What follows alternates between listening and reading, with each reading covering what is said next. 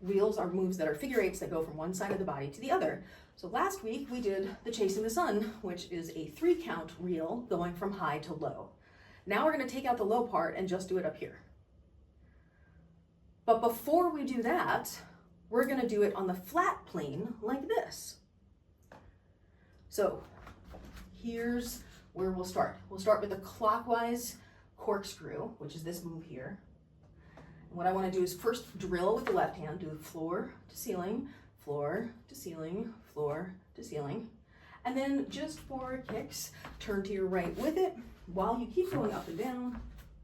And then when you get all the way around, turn back the other way, going against the turn. And then what we'll do is we'll switch hands. We'll do the other hand. So you see, do the same thing in clockwise, floor to ceiling, to floor, to ceiling. Other direction, floor to ceiling, floor to ceiling, and floor to ceiling, floor, ceiling, floor, ceiling. And now we're going to turn to the right with it and come around the circle, exploring what it feels like to move with the poi. And then once you get around, turn against it, turning to the left, and getting a sense of what the feeling is when you're going against the motion of the poi there. Then I want you to stop the poi and put the right ball in the left hand, and then grab the left ball with the right hand. So you're holding the 2 poi like this.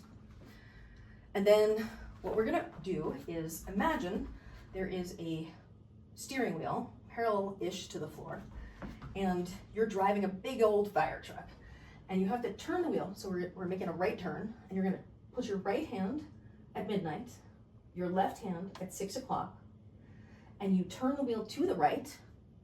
And as the left hand gets to midnight, you bring it up over your head with your right one following, coming around your head, coming back down, and then getting back to where you started, where you once again turn the wheel, bring the left one up, the right one follows, come back down, coming around, turn the wheel, left goes up, right one follows, comes back down, turn the wheel, left goes up, right one follows, come back down.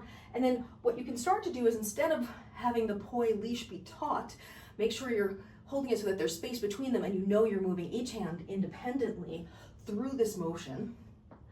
And then what you can do is let go of the 2 balls, and we'll just do the same thing we did, but just really slowly like that, where you turn the wheel, bring the left one up, the right one follows, you come back down, turn the wheel, left up, right follows, come back down, left up, right follows, left down, right follows.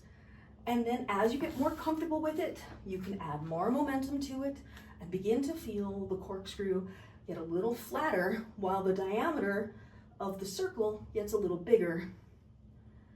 And then as you start feeling more comfortable with it, you can turn with it to the right, feeling that full motion as you're moving. And then when you get around, you can turn back to the left, feeling what it's like to go against the grain, but still feeling really good in the flow of it. Yeah. Did you observe the relationship between force and lean forward? Because the more force you have, the longer the diameter of the leash, therefore the further from you it'll be on the bottom plane. And as you spin slower, you can stand up more because you have a more shallow circle that you're making. Obviously, this is subjective because it's art. Personally, I think the corkscrew is an incredibly effective performance move for dancers because it is, in my opinion, the move that is the easiest to both simultaneously be expressive and to turn while also turning through the space. So I think you can use it for a lot. You can block easily with it. It's very sexy because it has so many different variations. For example, what we just did was the split time version of it, right? But we can do it where it's together time and they're both going down and up and down and up and down and up. So if you started down here in together time circles, they could go up and down just like they did when they were in split time. Kind of looking like pairs ice skaters to me. And then you can turn with it and against it, just like you did with the split time version. And then as you you start to play with this, you can explore perhaps what it's like to turn and hold your arm in the same position. So for example, if I turn and I try and slow down the poi, or I extend the arms, or I occasionally stop, just exploring what the movement of that could be like for you in your body, how you move. We did the clockwise corkscrew. Let's do the anti-clockwise corkscrew. Let's just try it, because sometimes when people get it in one direction easily enough, they can do it pretty well in the other direction.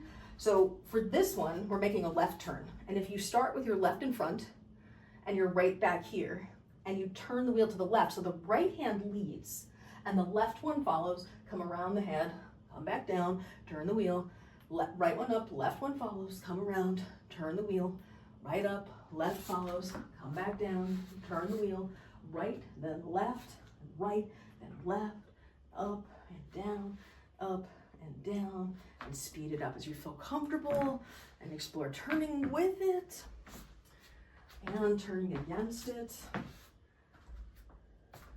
And you can try doing that at different speeds, or speeding it up and slowing it down, stopping intermittently, keep going, change the other way. And then let's just try and sync it up so that they're both in together time here. Together, together, down, then up, then down, then up, then down, then up, then down, then up, down, up, and turning with that. And then turning against that, so turn to the right. So now we're gonna do something really cool. We're gonna connect those two together.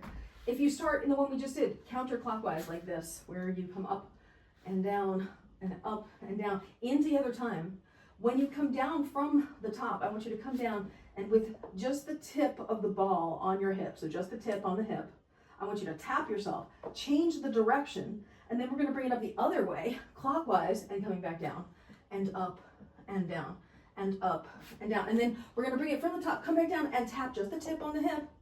And then we're gonna turn counterclockwise back the other way, and down, and up, and up, and tap on the left, zoop, and up, and down.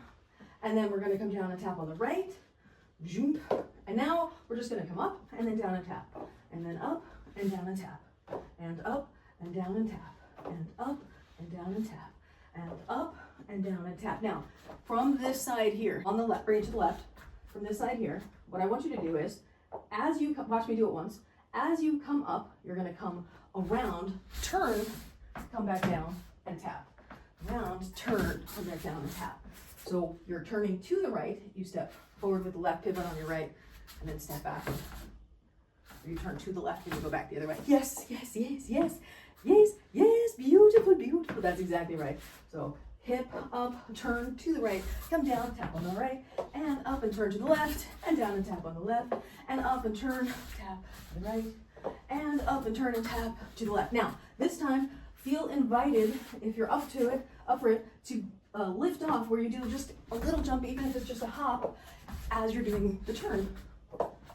So you have this little progression where you're going from the taps to up and down and tap, up and down and tap, then up and turn and down and tap, up and turn and down and tap, and then turn and jump and down and tap, and turn and jump and down and tap.